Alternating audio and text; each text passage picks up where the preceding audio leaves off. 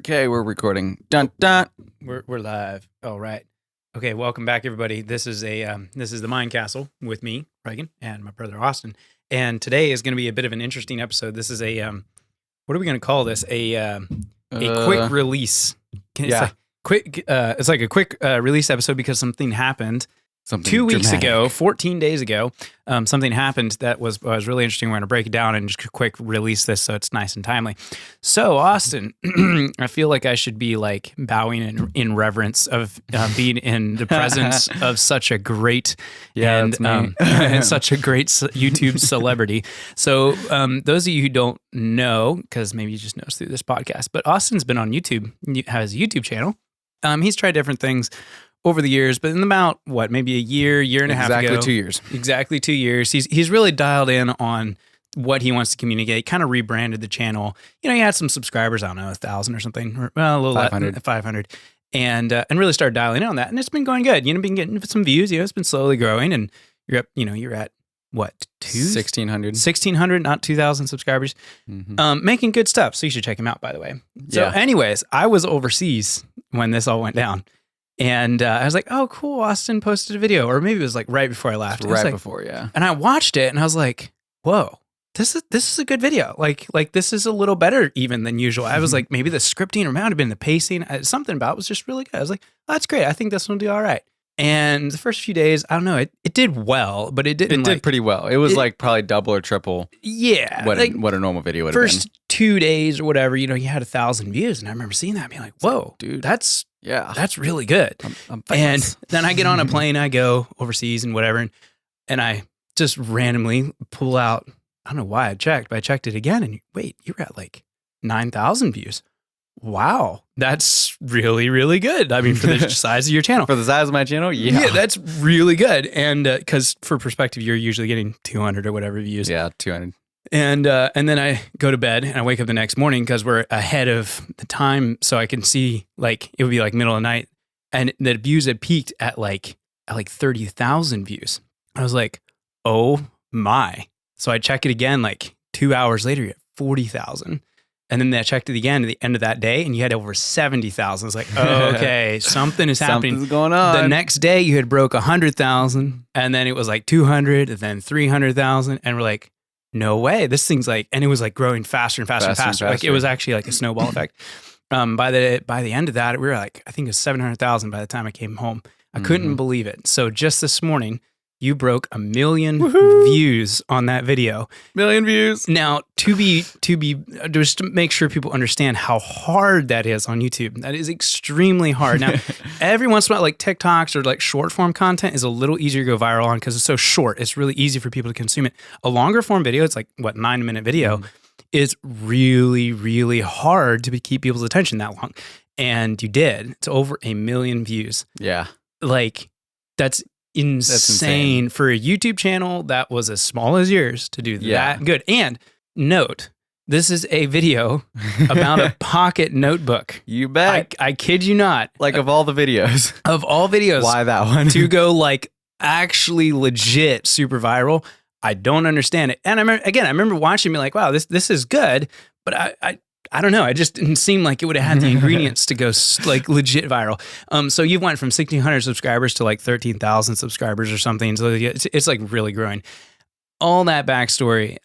This may be a bit too much detail for you guys, but I think this is a really interesting moment to be able to sit down and make a video, put it on the internet, and 1 million people actually watch it. You're getting comments from all over the place. Like, this is insane. I just got back into the country, and I thought it'd be great to sit down and like. And I'm glad we're doing this like right now because it's exactly 2 weeks. I just posted another video. I post every 2 weeks, and so it's like it's really fresh, and it's just so interesting. All the different like shifts that happened mentally for me during this whole process, like the whole roller coaster, because it was pretty wild. So I don't know where you want me to start exactly.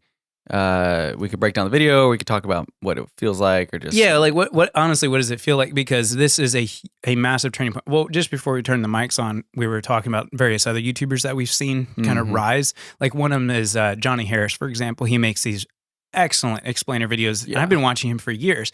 I remember first finding him, and he was like a small YouTuber, but he had really good stuff. And then he made, I can't even remember which was, but it was like 3 years ago, he made a really good video, and it exploded. Mm-hmm. And now he's like full-time. He has, 8 people working for him. He's basically a news team at this point almost. Pretty much. I mean, dude, he just did one like a couple days ago that was doing video work that like even major news corporations haven't been able to pull off. Yeah. He's big time now. Mm-hmm. And we've seen other YouTubers like that. Ali Abdaal. I remember I found him back when he was like a small YouTuber, yep. And he had a video on iPads of all things. Why iPads?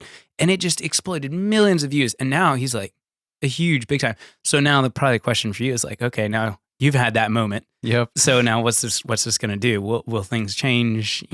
Anyways, it's just fun to think about. It is fun to think about. And things like day to day haven't really changed, except for now the course of my life changed. Like this is, you have gradual shifts and changes over your life, but it's like, when something like this happens, it's like a whack, like it's a big change, because all of a sudden your trajectory changes like more than 2 degrees. Like all of a sudden the possibility of this is so much more real. You can suddenly begin planning, like you're getting way more opportunity for revenue and income from your hobby, like from helping people. Like talk about the best job ever, like it's just incredible.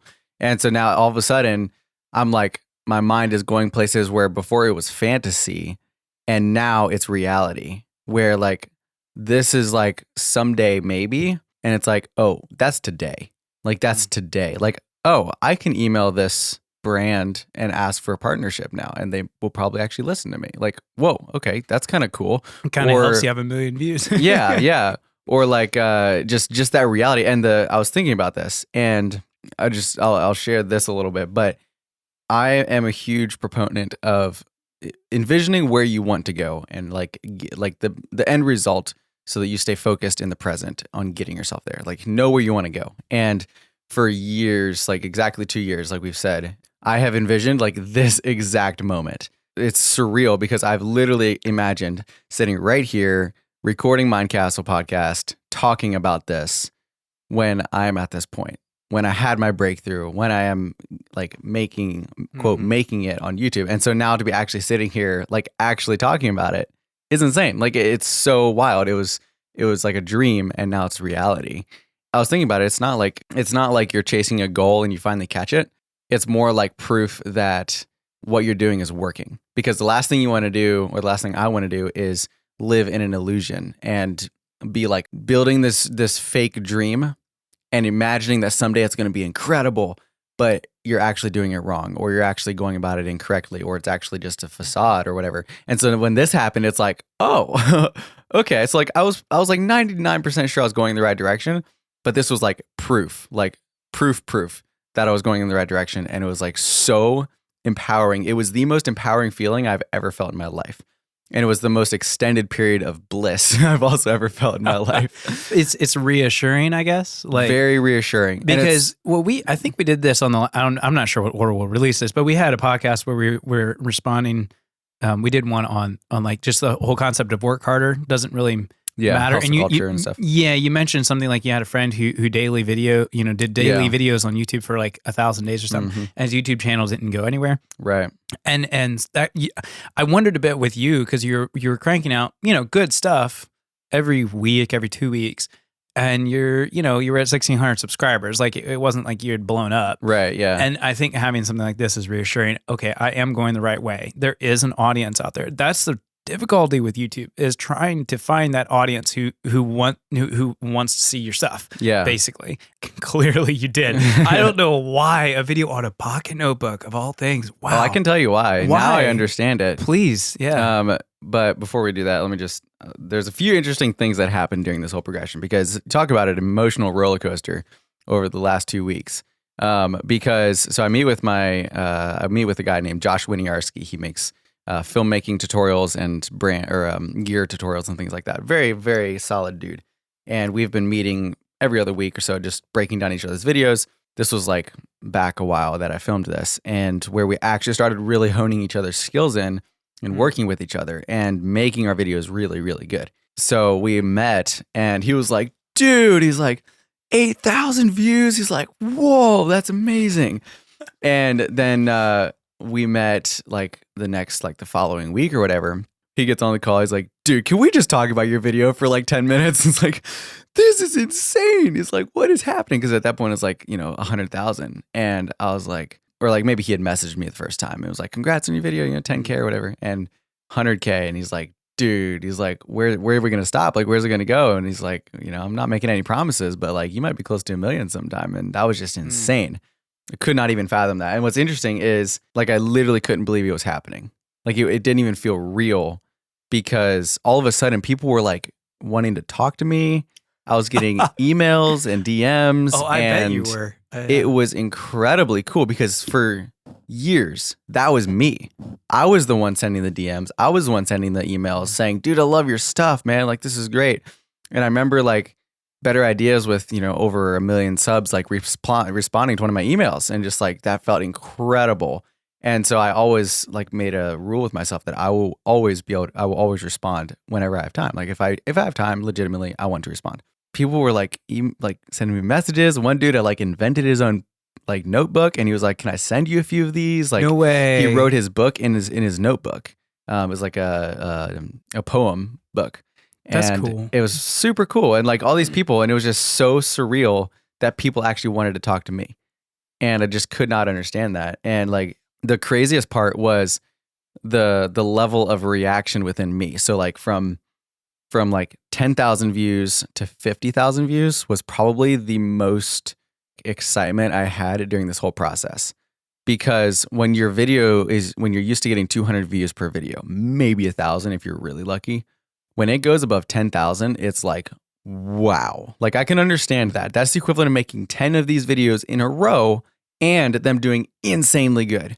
Mm-hmm. So I was like, okay, I can fathom that. And then it was like 40,000 and I was like, dude, there's no way we're getting to 50. There's no way. Broke 50 like it was nothing. Yeah, easy. And then I was like, oh man, I was like, okay, I can kind of picture 50,000 people. Like that's a lot of people. Like it's like a stadium full. Yeah, like okay, surely not 100,000. There's no way there's gonna be 100,000. I didn't even want to think about it because I was like, there's no way. I don't want to get my hopes up, right? It broke 100,000 like 2 days later, and I still remember looking in my YouTube analytics.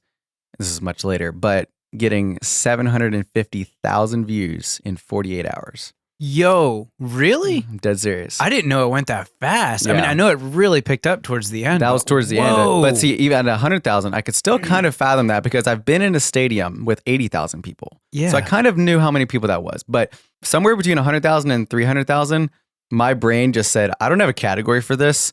And it just felt the same. Like after that, it was like, okay, 500,000, crazy cool. I can't believe we got there. Million, wow, that's awesome. But like the true moments of ecstasy happened when it was like 50,000 and 100,000. Like, wow, this is insane. Because that broke all my expectations. And then beyond that, it was just anything above that was just like added bonus. And so at 1 million, I was just like, no, this is stupid, man. There's no way. Like 1 million people saw my face on the internet. Like, you cannot even, like, there's no compartment in my brain that even can register that. It's just incredible. But that is incredible. So that was kind of weird. The reason why it went viral, this is so crazy because now when you have your first one, you can replicate it then. Because the reason it went viral is because it targeted a massive, incredibly specific audience. It's very specific and analog and note-taking and not going digital. They're kind of anti-media, like they're focused in on pen and paper, journaling, bullet point stuff. YouTube knows who that group of people is. From the analytics, they know if you're into that kind of stuff. So it's a very specific group, and it's also a massive group. We're talking everybody older than 30 grew up with a pen and a paper in their hand. That's a good point. So there is a massive audience for this. Then you have the people over 60 that think this is the funniest video they've ever watched because technology is the new thing on the block. And the fact that a Gen Z is discovering pen and paper and is like, oh my goodness, you guys, this is the best thing ever.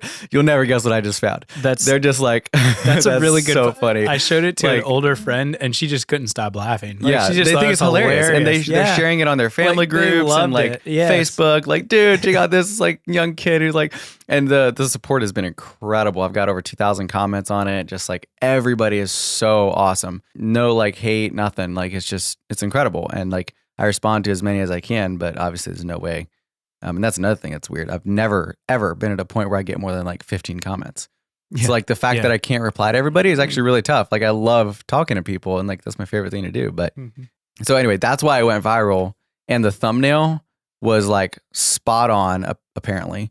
And the intro, it grabbed them. It was good storytelling. Everything, the whole title, video was really good storytelling. Yeah, like everything came together into this one package and just like, boom, hit just perfect. Yeah. And so YouTube took it and just started like, whoa, okay, we got something here. And then it exploded. So I guess the big question is, where to now? I mean, I guess the obvious is, quit the day job because it looks like this thing could really go for you. Yeah, well, I just posted, I remember what I was going to say. So for those of you that make YouTube videos or are familiar with analytics, you have something called a CTR, which is a click-through rate. Basically, percentage of, if 100 people see your video on the homepage, what percentage of them click on it? And that basically says how good your title and your thumbnail is. So the craziest part was the video started out with about 6%. 6% out of 100 clicked on it if they saw it. And as it went, it actually got higher. The click-through rate actually increased, which is incredibly rare. Usually that decreases. And at its point, it was at about 9.5%. Wow. Which is insane because I had 2 million impressions. So like 2 million people saw the thumbnail, plus I checked it a while ago. So it's obviously more than that now because I have 1 million views. But so like just that is also that says that the thumbnail and title like fit perfectly, which is like, again, super random and rare. You never know which one's going to quite click. But yeah, from here, it's like, my first brand deal, this is going to happen probably hopefully soon. Like people are reaching out to me and yeah, I was going to say, it's like, it's crazy. Like, it's like you're getting offered money to say things and like, yeah, it's crazy. So like from here on, it's like, it's in some ways a little frustrating because I'm going to SMBI for 4 months. So I'm taking off for 4 months for my channel, but I'm still going to be able to post at least a couple times, which is good. But it's kind of, I don't know, it's kind of scary taking that big of a break right after such a big blow up. Yeah, the timing is like pretty terrible. Yeah. Oops. But yeah, it kind of solidified the fact that I want to quit my day job. I'd been slowly working back on that. I mean, you would make, like, this is the crazy thing with YouTube. Once you've had this moment, you would make way more money at this than you would your day job. Yeah. If the momentum keeps going. If it keeps going. And that was, I remember at one point, like years ago, when Ali Abdal made a video about like the finances on his YouTube channel or something. I forget what this, anyway. And it was after he kind of like really started blowing up and he was comparing it to what he made as a doctor. Like as an actual doctor, and it wasn't even close. And he eventually made the decision to quit his job as a doctor because that financially didn't make any sense. And that I remember that really left an impression on me because you get this idea, oh yeah, people make YouTube videos kind of for fun on the side, a little bit of side money. And then all of a sudden you realize actually those people are making way more money. It's a lot. From their YouTube versus their job, which just it is really hard for me to even comprehend how that works. I know, right? But it does kind of change a little bit because now people can't come up to you and be like, "Oh, come on, man, this YouTube thing is just a silly hobby." Exactly. They can't say that now. They cannot say that because let's just figure if you were making, a typical CRM, which is basically stands for how much you would get per 1,000 people. Let's say like $3 per 1,000, say on AdSense, 4. Something that's in there. pretty standard. That's let's pretty go standard. 3, and you have 1 million views, right?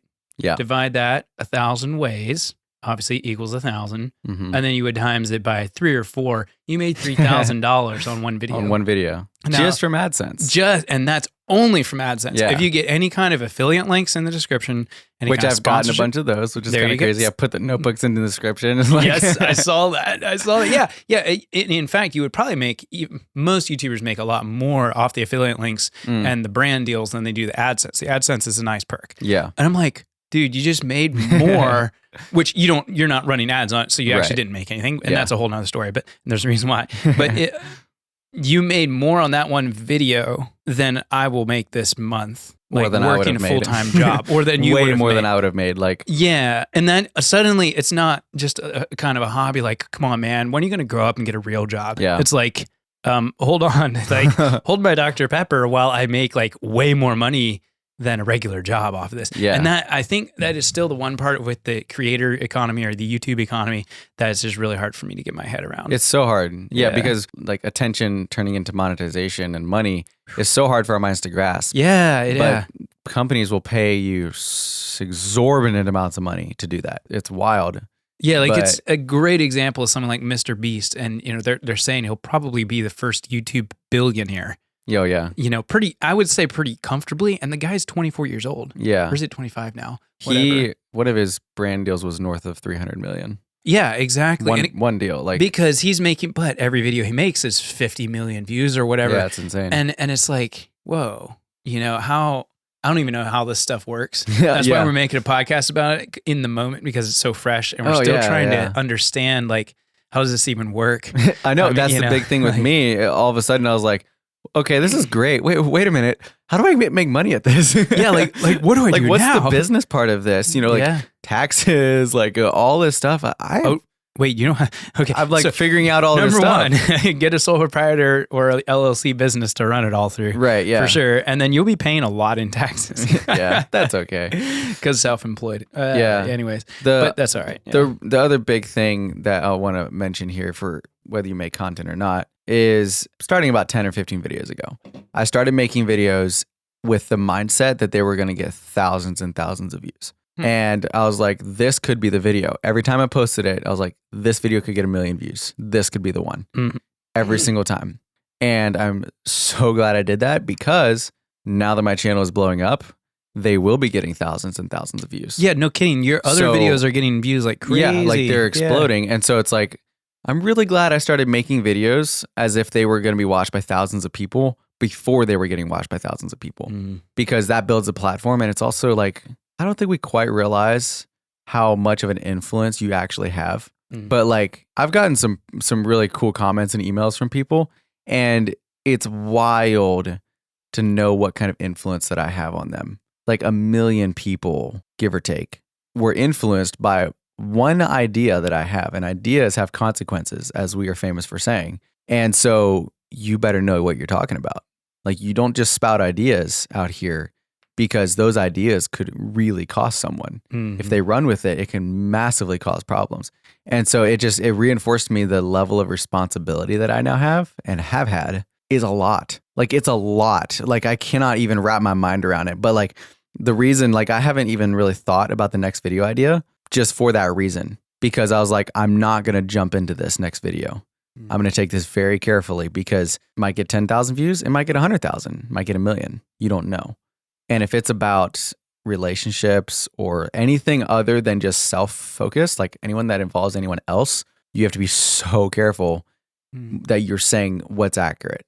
And that really hit me after all of this. It kind of freaked me out. This is where having amazing friends is awesome, because my assistant dean at SMBI Weston, like, he's my go-to guy. When I'm freaking out, I call him, because he has a clarifying effect on me. So we just talked for like 2 hours, and he really focused me in, and like, it was like really helped me see exactly what's going on, and like helped me he's a great soundboard. Like, he knows how to ask questions and stuff. If I wouldn't have had that, I'd still be floundering a little bit right now. But because of that, it helped me make sense of what my role is in this, what my responsibility is, and what matters. So that really stuck with me. Always remember, you're influencing a lot of people, and you don't necessarily know who all that is. So just be the best example you can be. The other thing is, like, when this happened, for like literally the first 2 weeks, so like, it actually reminded me of skydiving when we went, like, that for like the 3 hours afterward. It was just like, oh, I can't believe I did that. Yeah. That's actually how this felt. Like, after, like, for the first about week or so, I was just like walking around like, oh my goodness, like, what just happened? I was like laughing all the time. Like, I checked my phone, just like, this is insane. Like, I just cannot even, like, your brain grasp it. Your like, brain can't even accept reality at this point. For literally a week, it was just like, I was just like, just on a high the whole time. It was so incredible. But anyway, this is pretty wild. I mean, I think if there is a lesson to this, and you can tell we're still processing through, because this is kind of the moment we've been waiting for, so to speak. Yeah. I guess the lesson ultimately is, people are watching you, whether you have a YouTube channel or not, or just, how you live, whatever, you interact with people if you're a human being. And that has influence, the things you say, the things you do, and to really take care with that, because you never know when you may have a moment, very much like what Austin had, where suddenly 1 million people are watching you. It probably won't be something quite that dramatic. It probably for won't. most people, but there will be those moments where people will look at how you lived and how you interacted with people around you. I can't. This is kind of funny. It kind of is a good example, actually, because I can't remember the details. I honestly can't even remember who told me this. At one of our trainings with our nonprofit, years later, someone came up that was at that training, someone I work with. I honestly can't even remember who told me this. They were like, "Yeah, remember that time when we were like eating lunch and you said this certain thing and it changed their life." It's like, I have no idea what you're even talking about. And I literally, I can't even remember who told me this. So this is crazy because I'm not trying to put myself out there. And they're just like, yeah, like that really changed how I looked at something, and it changed how I responded. And therefore it actually changed my trajectory in life. Thank you so much. Like, that was hugely powerful. And they said, I can't even describe how important that was for me. It's like, wow. Cool. I honestly do not even know what you're talking about. Like, I have no memory of that at all. But apparently, and just kind of figuring out the context, it was something I had learned, probably read in a book, or someone had told me, and then I just passed it on. Yeah. And it was what they needed at that moment. Yeah. And it was not some big glamorous thing, but it really mattered to that person. Yeah. And again, I can't even remember the details because it wasn't something that huge. It really mattered to that person. And it just kind of made me sit back and be like, wow, I need to watch, the things I say, the way I interact with people. That was a lunch conversation that I didn't even remember. So now I'm over here being like, man, I hope I just said the right thing, and that can, it's good for us to be reminded of that. So maybe that's what this podcast is all about. I don't even know. I think a lot of it, because, you may only reach 2 people, but those 2 people might reach millions of people. Yeah. Like, you don't know what influence the people you touch are going to have. Yeah. And the other thing too is, like, just remember that you don't know everything. Like, always stay humble. Like, that's the big thing, is like, it's so easy. What's the phrase in German? The big head, when someone gets the big head. Oh man, I can't remember, but that's like a thing. Well, there's another one that I just read about. It's not in German, but it's a Texan saying, big hat, no cattle. Yeah. Like the guys who want to pretend like they're ranchers and they have these huge, cowboy hats, but they have no cows. Like they're not humble. They feel like they've owned everything and they don't. And it's important to remember, like, never ever lift yourself on a level higher than anyone else. Yeah. Now it's, and I've had to, that's one thing I've set a few values and goals for myself with all this, is like, okay, now that I have fame and I'm going to continue to get it, I'm not famous by any stretch of the imagination, but like, give it 2 years and I will be. And so, like, how am I going to act with that? Because I need to start now. And so just like, I'm never going to talk down to another subscriber or another person, because like, I can learn anything from them. Like, or like, always take time for someone. If they meet you on the street or they want to talk or a photo or anything, like, just take time. Or like, never use that audience size or revenue or whatever to like leverage anyone, or like create an unfair part of, like, maybe you're arguing with someone, like, just stuff like that. Like, just realize you don't know everything. And also for people who, like, you may have family that is doing, like, pursuing something creative. Like, I was talking to a friend of mine who's starting his music career, and he was just asking me, he's like, my family is uber successful and they're kind of putting pressure on me to make money. And he's like, but that's not what I want to do with my life. And he's like, so how did you do that? Like, how did you manage that when you wanted to build your own business and be creative, but your family didn't see that as a viable job or opportunity? He's like, how do you do that? Like, how do you respond to them and not like get frustrated? I didn't know what to tell him. I still hardly don't know what to tell him. But like, just remember that if you are that family, or like if you have that friend, like, they know where you stand. You don't have to remind them all the time. Just like remember that you may not have it all put together. If I would have quit a month ago, we wouldn't be here. And it's one thing if you're living in delusion, and both sides have to be open, obviously. I'm not just saying close out opinions, but yeah, I don't know. It's just remember that there's lots of opportunities out there, and like, that's one thing that's been super cool, like, that I've learned from you probably actually most, is like, you've helped me realize what my dreams are, and then actually like go for them and not be, stupid with it, but like actually know if you're getting results or if you're not. And like, that's one thing that has been really good for me. And I would just pass that on to other people, is like support the people that are doing that. Because worst case scenario, they crash and burn and they realize you're right and they learn a whole bunch of great stuff. Best case scenario, they make it, they get super famous and rich and awesome, and like they live an amazing life that they've built for themselves, and it's awesome. Like either way, it's usually going to end up pretty decent. And whichever way it goes, you don't want to be that family member that was like, hey man, get a real job. Like, come on, grow up. Because no matter which way they go, you're exiting out of their life. Like you're not going to stay in their life if you repeatedly tell them things like that, even if you're trying to help them. Because even later, if they crash and burn, they're, it's going to really be frustrating to go and be like, you're right. Let me grovel at your feet a little bit and maybe you'll give me a job. Or if they make it, then they're like, ha, you were wrong. Like, get lost. You don't know what you're talking about. I do. Like, I don't know. Like you have to, like, it's just, you have to be really careful when you tell people to do things that relate to their character and to who they are as an individual. Because if you say get a job, that means you're a lazy bum. And it's like, ugh. I mean, not always, but like you just have to be so careful when you do things like that, because you can demean someone's work and their character in a heartbeat.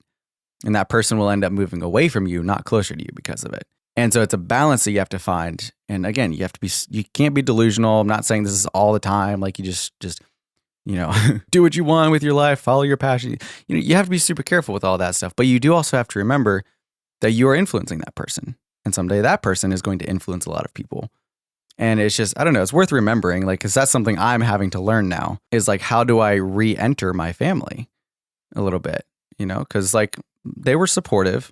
But during the beginning portion of it, there was definitely not really much support. There wasn't like dis-support or anything like that. But I'm now trying to figure out, like, how do I interact here without, coming at me like, ha, see, like I got this. Mm-hmm. Like it's actually kind of a little bit difficult, and I'm trying to be as mellow and chill about it as I possibly can. It's very tempting to be like, told you so. It's really tempting. It's really tempting, but I'm not going to do that because that wouldn't be healthy. Because it just as easily could have went a different way. It could have. Yeah, exactly. And so there again, it could have got 100 views. Yeah, you have to be humble, and you have to recognize that you have a lot to learn from people.